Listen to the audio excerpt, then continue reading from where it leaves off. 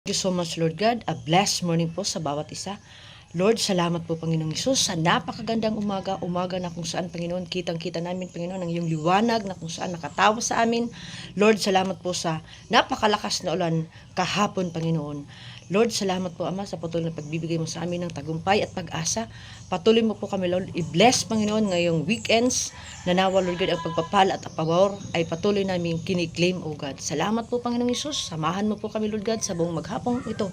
At nawa, Lord God, pakalinisin mo ang aming puso. Tulungan mo po kami, Lord God, magbagos araw-araw, oras-oras, Panginoon. Linisin mo po, Ama. Tulungan mo po kami, Lord God, na patuloy na makipag-isa sa iyo at patuloy na lakaran ng iyong mga salita. Ang iyong mga salita ay totoo at tapat at sapat sa aming mga buhay.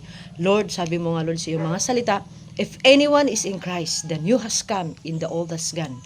Dahil po sa pagkamatay mo sa krus ng Kalbaryo, kami po, Panginoon, ay binago mo na, Ama. Ang iyong Espiritu Santo, Panginoon, ay sa amin, O God. Kaya, Lord, patuloy mo po kaming i-bless at patuloy mo, Lord God, na anumang ibuka ng aming mga bibig ay maging pagpala sa aming pamilya at sa lahat ng mga tao na nakapaligid sa amin. Salamat po, Lord God, sa patuloy na pagkilos mo sa aming buhay. Tunay na ikaw lamang ang aming inspirasyon, tunay na ikaw ang aming kalakasan, tunay na ikaw ang aming sinasamba namin sa espiritu at katotohanan.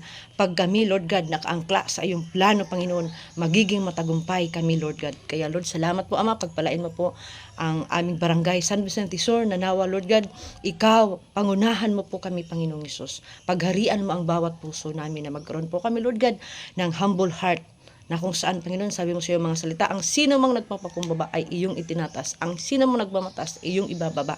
Kaya, Lord God, gagawin po namin ang aming makakaya, Panginoon. And ang ibang hindi namin kaya, ikaw ang patuloy na magpuno at patuloy, Ama, na ikaw ang magbigay sa amin, Panginoong Hesus, ng knowledge and wisdom. Patuloy kong hinihingi, Lord God, with humble heart, ang anointing and authority na patuloy mo po kami, Lord God, na samahan, Panginoon, at patuloy mo po kaming i-bless, Ama. I release overflowing favor and blessing sa bawat isa sa amin. Sabi mo nga, Lord God, ang aming mga bibig ay makapangyarihan na anumang binubuka, sinasalita namin ay talagang nagkakaroon, Panginoon, ng buhay, O God. Kaya, Lord, tulungan mo po kami maging positibo sa lahat ng oras na anumang ibuka ng aming mga bibig ay maging pagpapala sa aming kapwa. Kaya, Panginoong Hesus, salamat po, Panginoong Hesus, kami nagising na malakas. Pakalinisin mo ang aming puso. Tunay na ikaw lamang ang aming inspirasyon. Tunay na ikaw ang aming Diyos na maaasahan namin sa lahat ng oras, sa lahat ng pagkakataon.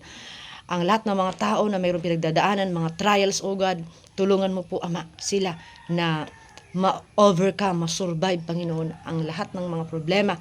Because ako naniniwala, Panginoon, sa problemang na mayroon kami, tinuturuan mo po kami na isik ang iyong kingdom. Sabi mo, Lord, sa iyong mga salita, seek ye first the kingdom of God and His righteousness, and all things will added unto us.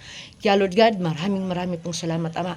Dalangin ko, Ama, na ang lahat ng mga tao ay patuloy na pag-aralan ng iyong mga salita at patuloy na alamin kung ano yung mga pangako mo at ito'y pangyayarihin mo, Ama. Maraming pong salamat, Panginoon. We are blessed. We are forever blessed, Ama. Kasi ikaw ay kasama namin. Sasamahan mo po kami sa lahat ng aming mga lakad. Kaya, Lord God, I love you, Jesus. Patuloy mo po kaming empower, equip kung paano, Panginoon, lakaran ng iyong mga salita. Thank you so much. God bless you and I love you all.